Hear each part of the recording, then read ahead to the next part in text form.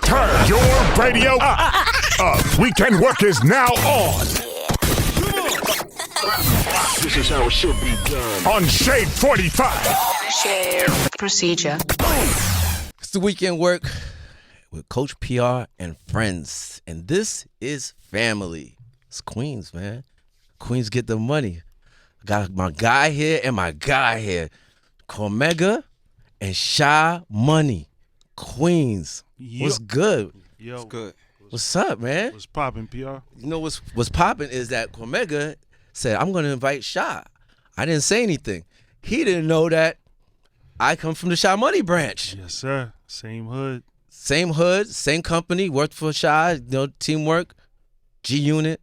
Yes, sir. Didn't Put know that, huh, work baby? in. You know what? I think that was God working. And look, 'Cause that was just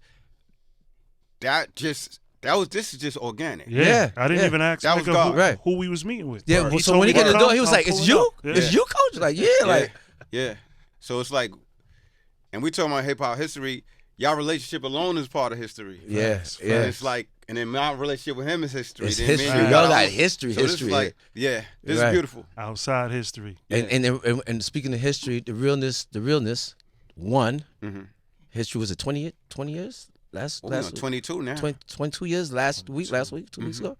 Crazy. Yeah. Sha was producer of the track before that realness, right? Yeah, me and Sha been working since before that. But And he did Sha- the biggest song. The song that became the biggest song on the Realness was done by him, ironically. Really? Mm. What song was That's that? what's up. Get Out My Way. Good. Get out my way. So we talking history. Shout out to first of all, we celebrating 50 years of hip hop, right? Mm-hmm. Shout out to hip hop because of hip hop. This is where we at, No doubt. right? And 22 years. Think about that, right? Hip hop is 50 years. Ooh, got some years in, kid. Yep. Almost half, bro. Right? Think about that, right? Yep. Almost half of the history of hip hop. That was my first track sold too, Angel Dust. Really? Yeah. Yeah, the first track that he ever produced was by me. Wow. So that that's I got history. money for. That you got money for. Yeah, for real. Was mega. Rest in Look at peace, this. Chris. That's why they Siding. call me Mega. You mess with me, you gonna get some bread. That's right. That's why every time I'm fucking with you, bro. Queens get the money. Queens get the money for real, Long bro. time. All right, so now, how was this session working with each other? What was that chemistry like with you guys? Well, because I know you had to be in person back then, right? Yeah, definitely. It was in person. Yep. Long Island City. Long Yeah, Island City. yeah. Mm-hmm. How was that session now? I'll let him go first. Yeah. You know me, man. I was young and just trying to be the best at what I could do. So I was just really focused on the engineer, making sure the beat and the mix was right, and then the vocals, him cutting the vocals, like, yo, Mega, yo, come do this, come do that. You know what I mean? And like, yo, do this again, and like really just trying to make it the best record, which it just shake up the whole industry when he dropped it, and that's what it did. So we was focused that day. That studio session was he crazy. focused? Did you see something in him while recording Absolutely, this? 'Cause absolutely, man. Since day one. you saw it, man. Yeah. You knew it. Yeah, because we did Angel Dust before that. Right. You know what I mean? So, you know, when we first did that, me and Havoc, and we was in the studio, and that was just a whole nother thing because he brought Havoc to the studio. I got Havoc on the hook. So, Shit. you know what I mean? For me, it was like an eye opener. Like, Yeah. really, you know what I mean? From North Side to all the way to Queensbridge. You know what I mean? So, that was a blessing. We were talking off air. Did you hear anything from Mega? Because people, the fans, the listeners were like, "Oh, Nas said it," in One Love, and we was like, "Yo, who's Mega?" Mm. Did you know at that time, like, or it was like, Yo, I just knew he was a real one. I heard it, just like you said, on Right. One Love. And I was on street team for Nas it was written. So when I met him, he was walking off stage with Nas in Harlem. And I handed him a beat tape. that's how it I went. don't Okay. beat tape or CD, whatever. One of them, you know what I'm saying? Right. At that time. And that's how, and he was with Biz, and that was like, they was walking off stage looking like gods, just coming out, just shaking up the whole crowd. And I was on the team, so I was able to get close to them, and that's From how the it street started. team. From the street team. Yo, I never knew you were on the street team, Sha. Yeah. That's funny. And Meg, how was it with you now? Like, for you working with Sha, because now Sha's just brand new producer. Mhm. How do you feel working with Sha? When I work with people, I don't weigh their resume or stuff like that. It's not a corporate job. Right. It's music. So you hear with your ears and you see with your eyes. So when I'm listening to music, I'm listening to something dope. And if it's dope, I'm gonna holler back. If it's not dope, then I'll keep it moving. What he gave me was dope. So he was a new guy, but he was dope. So, and I liked him as a person. He was humble, he was cool, but I listened to the music, I sat with it, and I went to the hood, I played it, and it caught everybody's attention. So we did that song, and the rest is history. We've always been cool ever since then. So working with him then, and then working with him when I made the Realness was two different people, because when I did that with him, he was new. He was fresh into the game. And then what I gave him like a surreal moment, because you gotta remember, Mobb Deep was like the hottest duo in the world. Time. Right. So the very first song he gets to do is me with Mobb Deep on it. Come on, bro. Hab did the chorus and Prodigy talked on it. And they thought Hab did the beat. You know what I'm saying? Yeah. The beat was so dope. Some people thought Havoc did it, and I had to correct him. It was Sha. So that was that Sha. Your first track, come on, bro. You have Prodigy, Mega, like. Yeah. You thought you was a shit after that too. He came back in the hood. He probably was lit in Jamaica after that. It was on, man. It was on. So that's that Sha. That's probably when I told him get off the block. He tried to make a sale. Did he ever tell? He told you how we met? Like, not we met, but he was mad at me on the block, trying to make a sale. You know, we on the block, bro. Get your ass out of here. You too young for this shit. Yeah, I cut his throat. You cut my throat in the sale, bro. I respect that though. I respect did, people in the game that push people out of the game so they could become something great. And look what happened, bro. Yeah. It's because of me. Yeah, but nah. he was in the car trying to sell, bro. I was on the bike, yeah. Got Brooke? Hempstead. Okay. Yeah. Okay. So that Sha was that Sha. Right. But when I did the Realness album, Sha knew who he was. He had a whole different energy and confidence about him and everything he did. Right. Nice. When I did the Realness, you got to understand, I didn't have no record deal. This when independence was not fun or not looked at upon. You really grinding and working on your own. So when I did the Realness, I was just doing. I didn't have no A&R, so nobody was like, do your vocals over, or here's your beat. I did everything. He's the only person that was like, nah, you got to do the vocals over. Or I had the song done, and I'm thinking it's good. You know what I'm saying? Because that's what I'm used to. I do the song, and then we good. We go to the next one. He was like, nah, you got to put more energy into that. So now he stepped his game up. Now he's like, nah, man, I got to get you. Right. And when I was like, in my mind, I'm like, what the fuck? And then I had to humble myself. I'm like, at the end of the day, let him coach. You know what I'm saying? That's what I told myself. Right. So he went, if I had to do it over 5 times, I'm going to do it over 5 times. Right. But that five times gave me 22 years. You know what I'm saying? So solid. So that's when I knew he was coming into his own. And I'm gonna tell you some other thing. I'm gonna tell you something else about him that was dope. Like how our relationship is just dope. So when that song got done, it became the biggest song on the album. Like I closed 95% of my shows closed with that song. But when we was in the studio, this is when I knew he came into his own, because this when 50 was new. And he was like, yo, when I'm done with this album's gonna sell like 4 to 5 million minimum. Like, and I'm in my mind, I'm like, Sha's bugging. Yeah, you're right. Like 5 million. I ain't tell him this. Right. I never told him this. Right. I'm like, he thought I was bugging. You know why I thought he was bugging? This would make him a genius too, because it's not because of lack of talent, because we already know the talent was there with 50.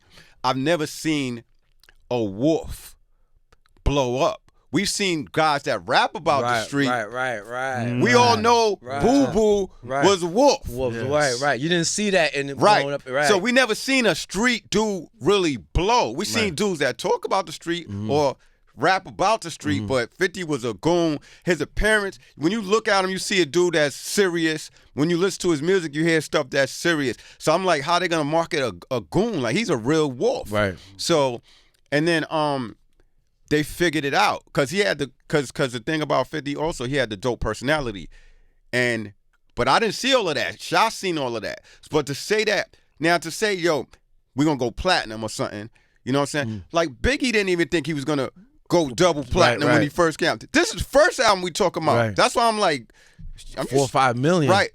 Yeah, he predicted that. Nobody predicted that. He told me that. Yeah. So when after that album blew up like that, I said, yo, Sha knows his shit. Yeah.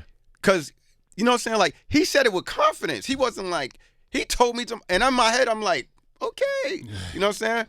In my mind I was like, a lot of people thought that though too. I thought he was gonna go platinum or something like that. But right. he's a top selling debut artist in New York history, solo. Yeah. So it's it was like crazy because the whole camp felt like that though. We all felt like 4 or 5 million. Yeah. Nobody outside the camp. nobody thought like Nobody, those numbers right? were astronomical. Nobody. Think about it. Not even in the hood. But we were actually pushing mixtapes, so we got to saw the street really gravitate, response, right? yeah. The response would be like, Yeah. oh no, they're gonna kill it. We're gonna kill this shit. We should just do it independent. Matter of fact, let's do what we do. Let's get into some music. What you want to get into? Something off the realness. Go ahead, introduce the record. Mega, we got Mega and Sha Money. Let's introduce introduce the record, bro. Yo, get out my way. Call Mega. Let's go. Produced by Sha Money XL. Let's go. No, it's not produced by Habit. No, fuck with you. It's the Wknd Work, Coach PR and family. Let's Out my go. way. Turn your radio up. Wknd Work is now on. This is how it should be done. On Shade 45. Procedure. We're back. It's Wknd Work, Coach PR and family, friends, Weekend Warriors. Hit me up at Coach PR, at Wknd Work, WKND, and at the Hall of Fame station, Shade 45. I got Cormega, Sha Money, XL, Queens is in here. We're supposed to have another guest. He didn't show up. We're not going to say it. We're going to save him for later. Since we are celebrating 22 years of Realness, 50 years of hip-hop, and during your hip-hop career, you've never encountered in any beef, hip-hop, rap beefs, right? I've had a couple of rap mishaps, but I wouldn't say it was beef. Right. Well, we'll say rap diss records instead of beef, like because beef is we know what beef is, right? Yeah. I've unfortunately, like at the point I'm at right now in my career, and as a man, sometimes you look back on things and it's like I don't really like beef, or I don't even like diss records. I don't like it anymore. I don't like it. I'm the type of person like if somebody says something I don't like, I'll try to approach them smoothly first, and I'll try to diffuse it before it goes somewhere else. That's how I'm on it now. But back in the days, like if somebody said something about me, I'm in the studio. You was jumping out the window. Right. So at the end of the day, you learn to regret it if it's somebody that you really rock with. Like, you look back on the moments, it's like there's no victory in a war and conflict with your people.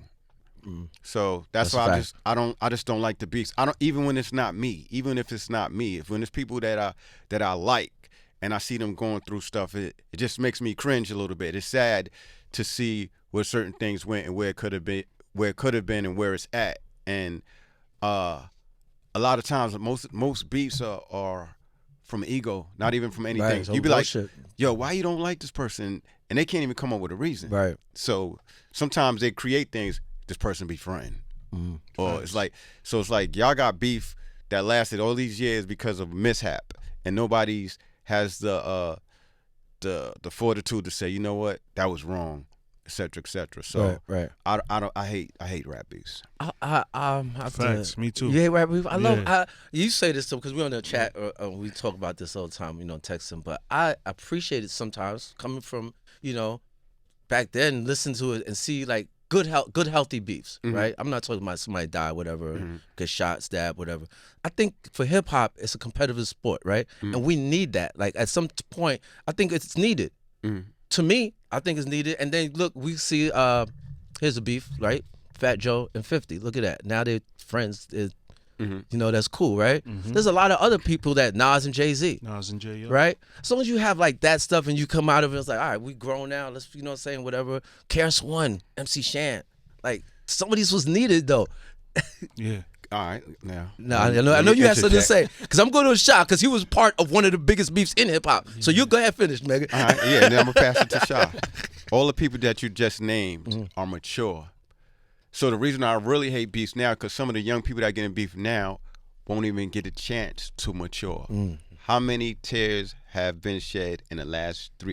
So many young rappers dying. I'm pretty sure this happened to everybody in the room.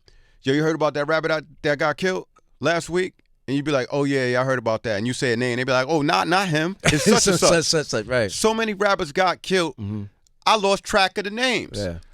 It's that makes me cringe inside. Yeah. So the names that you named, they all grew to maturity. They all grew to learn the value of their brand, and now they see just like in the street, beef ruins money.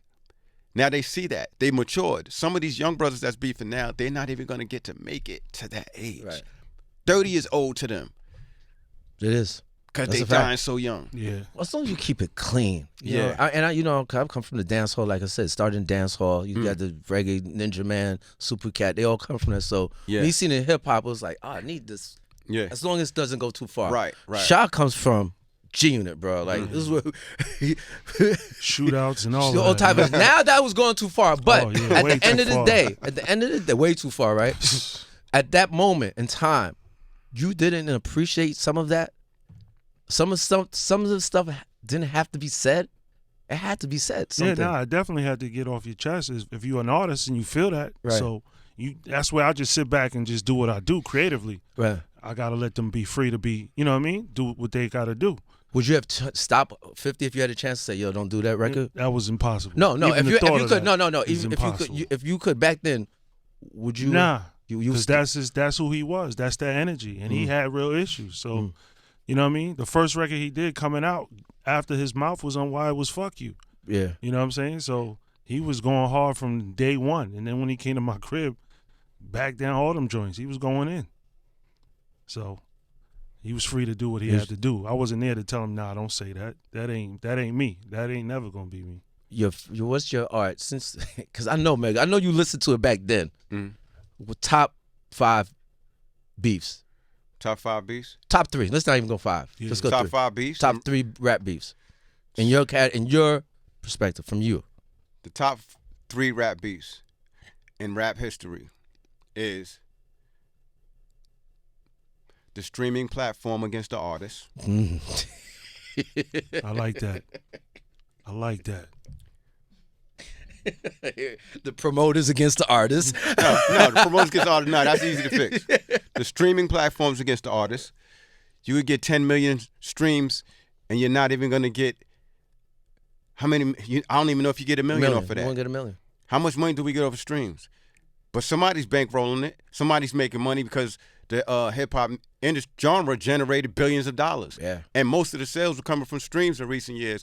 People were getting richer, and we're sitting here scratching our heads about how do we get paid. So streaming platforms versus us rappers is the biggest beef.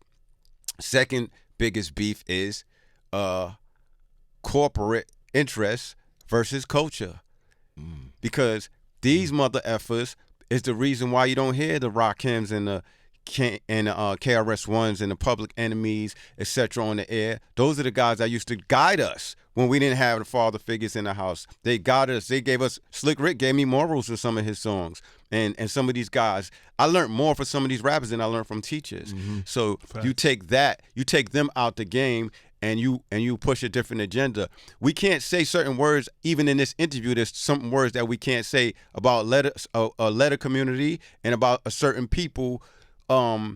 You know, But you can say the N-word real quick. but you can say the N-word all day without issue. So the corporate interest is the worst thing that ever happened to rap, because it became sales over skills. It became currency over culture. And then it's like, there was a time when you was whack, you knew you wasn't getting on. If you was whack, you didn't stand a chance. If you're whack now, You good. all you need is some fly girls. You get some half-naked girls in your video. You have on some jewelry and a crazy car. You lit. Yeah. That's disgusting. Yeah. So that's the second biggest beef. And the third biggest beef is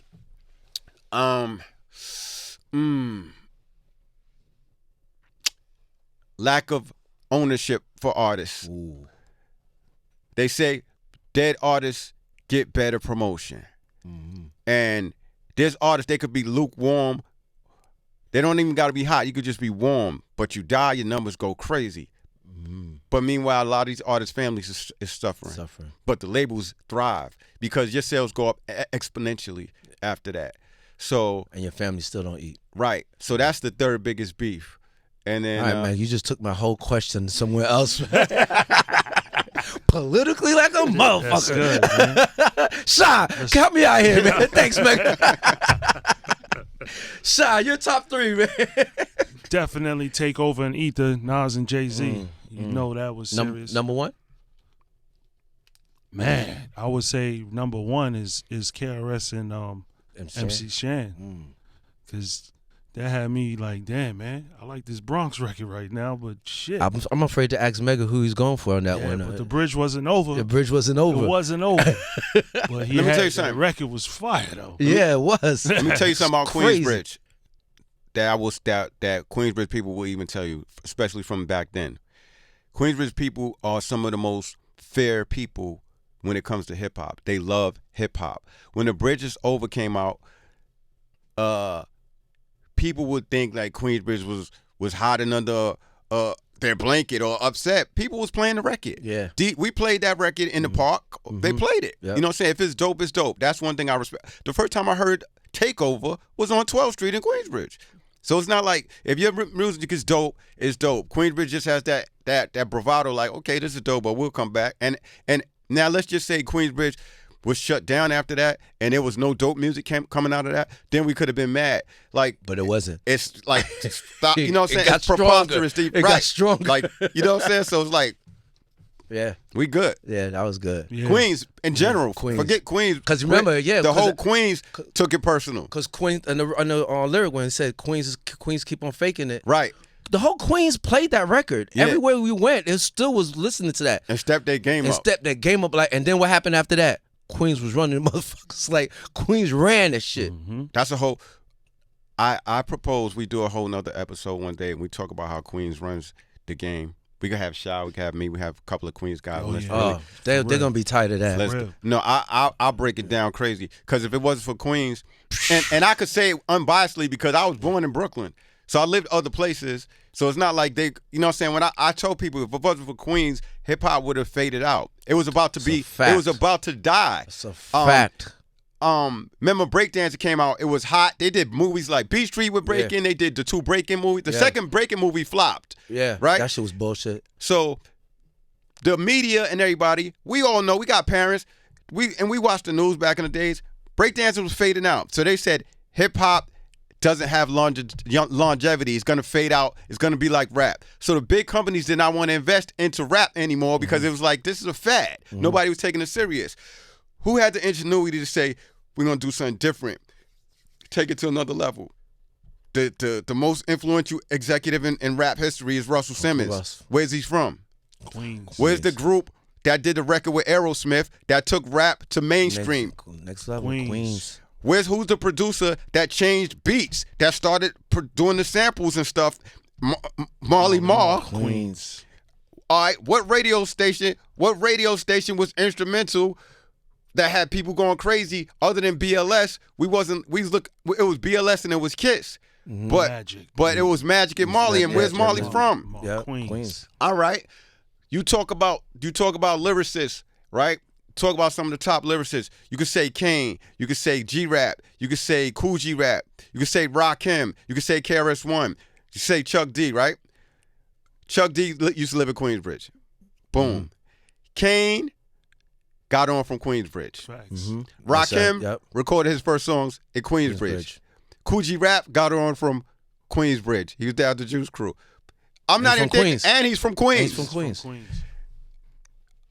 That's facts. You talk about groups, And who KRS-One didn't want no problems and with? KRS-One got on. LL, Queens. KRS-One got on because of Queens. If Shan never responded, Right.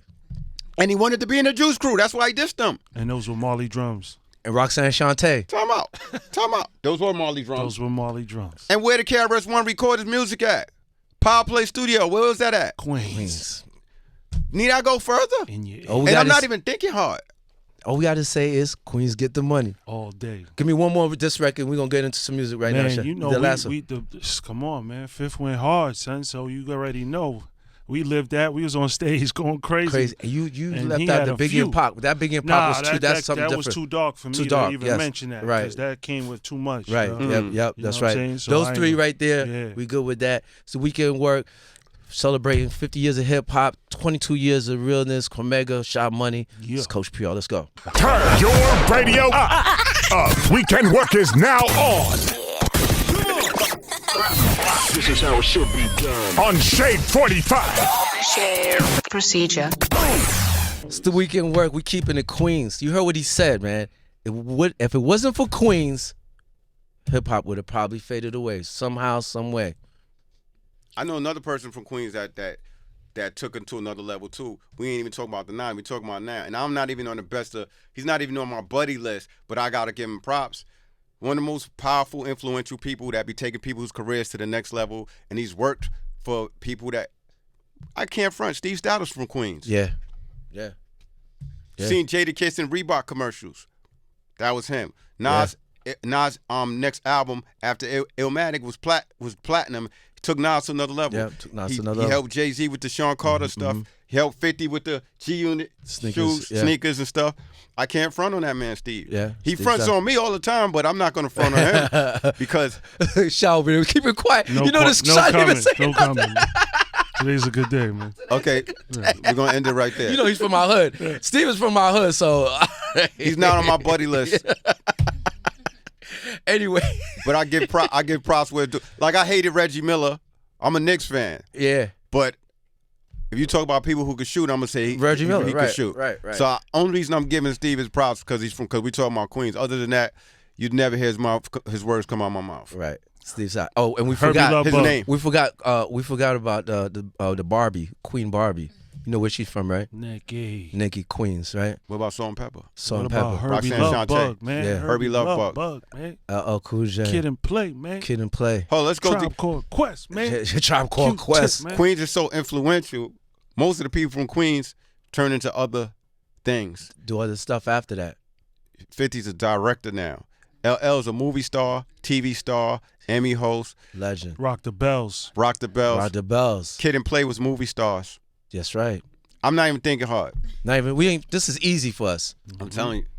This is easy for us. Jam Master Jay. So now that we're celebrating 50 years of hip hop, Mega, what's your favorite moment for you in hip hop? Your favorite moment? My favorite moment in hip hop would have to be. It depends. Talking about personal, or you talking about outside? My favorite moment was seeing the check with 0,000 zeros on it. I was like, whoa. I guess that was my favorite moment. That was your favorite. It had to be, right? But as a fan, there were different moments that captivated me.